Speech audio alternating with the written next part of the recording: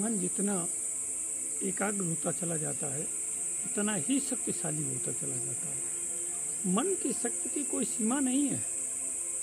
इस मन को जितना एकांत, एकाग्र और आप शांत करते चले जाएंगे, मन की शक्तियाँ दिन पर दिन क्षण पर क्षण उतनी ही बढ़ती चली जाएंगी। और ये मन से ज़्यादा शक्तिशाली जो हमारा चेतन मन है, इससे ज़्यादा शक्तिशाली, 100 गुना अधिक शक्तिशाली हमारा अवचेतन मन है, जिसको सबकॉन्शियस माइंड कहते हैं।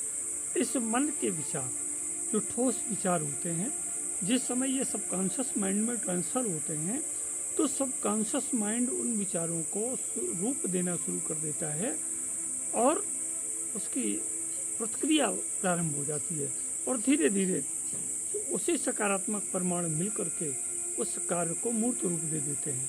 तो देखिए, हम सबकॉन्शियस माइंड से काम कैसे लें, सबकॉन्शियस माइंड में अपने विचार कैसे संप्रेषित करें, सबकॉन्शियस माइंड को एक्टिवेट कैसे करें, इस चीज़ की कई विधियां हैं। तो आज हम पहली विधि से आपको यहाँ रूबरू कराते हैं।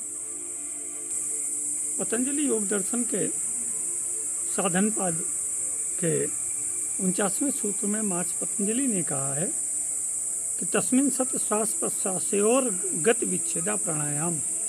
तस्मिन् सत्य, उस जब आसन की सिद्धि हो जाती है, आसन सिद्धि होने के पश्चात श्वास प्रश्वासयोर गति, श्वास और प्रश्वास की गति विच्छेदा, रुक जाना ही प्राणायाम है। श्वास प्रश्वास की गति, श्वास आती है और श्वास जाती है। श्वास आने का मतलब जीवन, श्वास जाने का मतलब मृत्यु। तो जीवन और मृत्यु के बीच का ये जो खेल है, इसके बीच की जो स्थिति है, उसको प्राणायाम कहते हैं। प्राणायाम का मतलब है प्राणों का आयाम, विस्तार, नियंत्रण। तो प्राणों पर जब नियंत्रण हो जाता है पूर्ण रूप से, तो हमें अपने कार्यों में सफलता मिलनी प्रारंभ हो जाती है। तो प्राणों का विस्तार जिस तरह से हमने इस तरह से श्वास ली धीमे धीमे, देखिए श्वास की एक गति है जो सहज गति है। कभी भी श्वास को असामान्य रूप से हठात बलपूर्वक उसको अंदर ले जाने का प्रयास न करें। श्वास की जो गति चल रही है उस गति से चलने का प्रयास करें।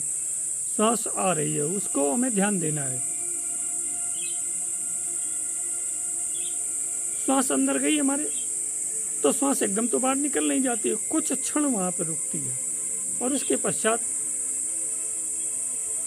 प्रश्वास के रूप में बाहर चली जाती है, फिर कुछ क्षण बाहर रुक जाती है। कहने का मतलब है पूरक, अंतःकुंभक, रेचक और वायुकुंभक।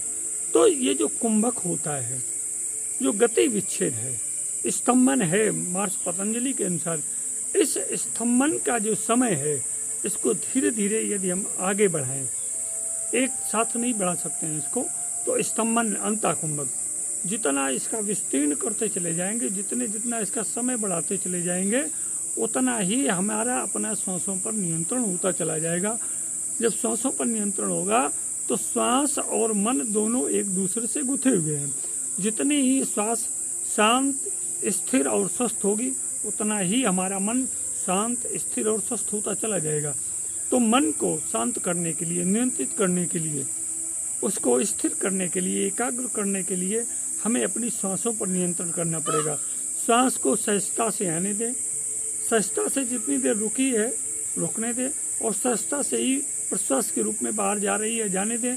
जितनी देर बाहर सांस जाने के बाद जो अंतराल बचता है, जितनी देर सांस रुकती है रुकने दें, फिर सांस लें। मेरे कहने का मतलब है श्वास के आने और जाने पर ध्यान लगाएं। जब इस तरह आपका ध्यान श्वास के आने और जाने पर लगेगा,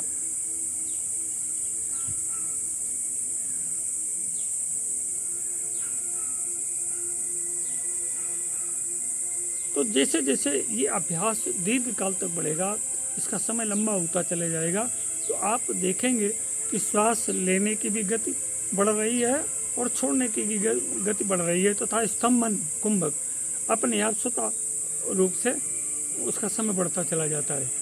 और जैसे जैसे इस श्वास प्रश्वास की, प्राणायाम की गति में गहनता आती जाती है, गंभीरता आती जाती है, वैसे वैसे श्वासों की गति सूक्ष्म होती चली जाती है और हम उस समय धारणा की स्थिति में होते हैं और यही धारणा की स्थिति हमको ध्यान की तरफ ले जाती है।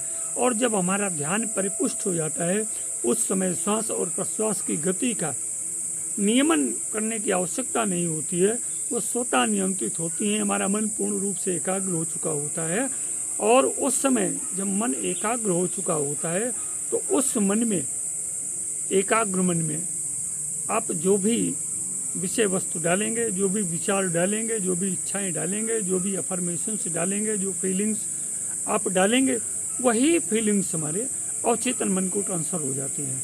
जब ये अवचेतन मन को ट्रांसफ़र हो जाती हैं, तब अवचेतन मन उन पर अपनी क्रिया विधि शुरू कर देता है।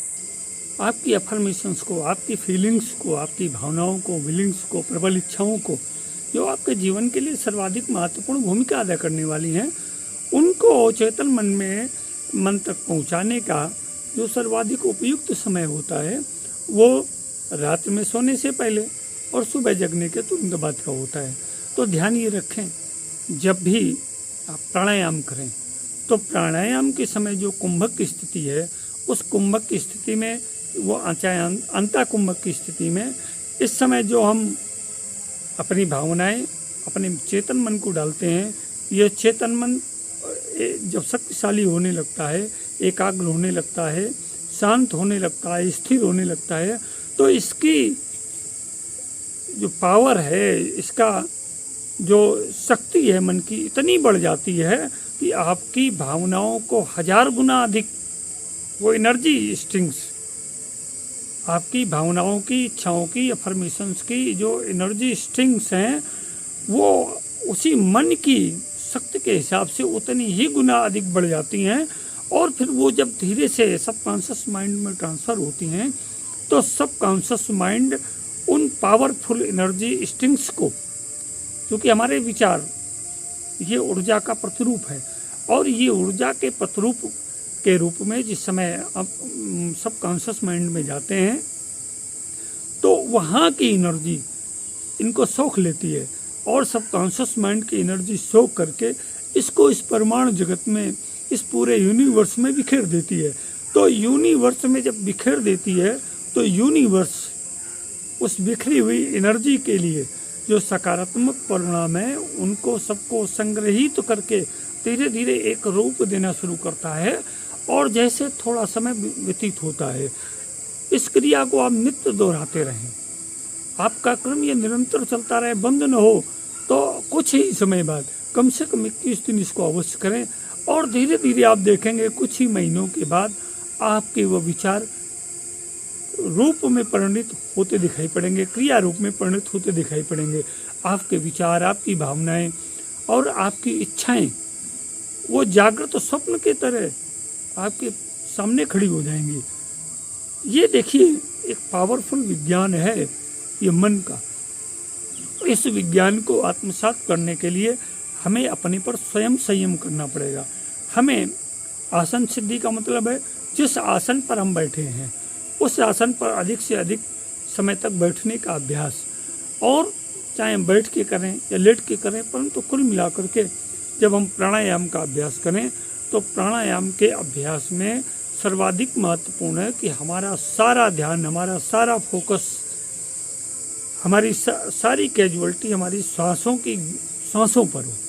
श्वास आ रही है, हमको केवल इतना ऑब्जर्व करना है, श्वास आ रही है, श्वास कुछ क्षण रुकी, तो जिस समय अंदर रुकी बस वही सर्वाधिक उपयुक्त समय होता है। फिर श्वास को जाने दें, वो अपनी गति से जा रही है, मुझको देख रहे हैं, और बाहर फिर थोड़ी देर रुकती है। इसी तरह श्वास का आना जाना ये अहर्निश प्रतिदिन का कार्य है और आपके जीवन पर्यंत का कार्य है। तो इस श्वास की गति के साथ अगर हम जीवन को उन्नतम बिंदु तक ले जाना चाहते हैं, उच्चतम बिंदु तक ले जाना चाहते हैं, अपने जीवन को आनंदमय बनाना चाहते हैं, अपने जीवन को सर्वतोमुखी बनाना चाहते हैं, तो हमें इन प्राणायाम के अभ्यास पर ध्यान देना होगा। और निश्चित रूप से एक दिन ऐसा आएगा जो आप इसमें सफल होंगे। महर्षि पतंजलि ने इसी को अपने एक साधन पाद के 50वें सूत्र में स्पष्ट भी किया है। वायाभ्यंतर स्तंभ वृत्तिर देश काल संख्या भी परिदृष्टो दीर्घ सूक्ष्म। ये दीर्घ और सूक्ष्म घटित होती चली जा रही हैं। आपको इसके विषय में कुछ चिंता नहीं करनी है। हमारे वाय सांस जो प्रश्वास के रूप में बाहर जा रही है, अभ्यंतर जो सांस के रूप में अंदर आ रही है, इस पर हमें कोई भी दीर्घ या लघु के रूप में ध्यान नहीं देना है। ध्यान देना है तो स्तंभन वृत्ति के ऊपर देना है।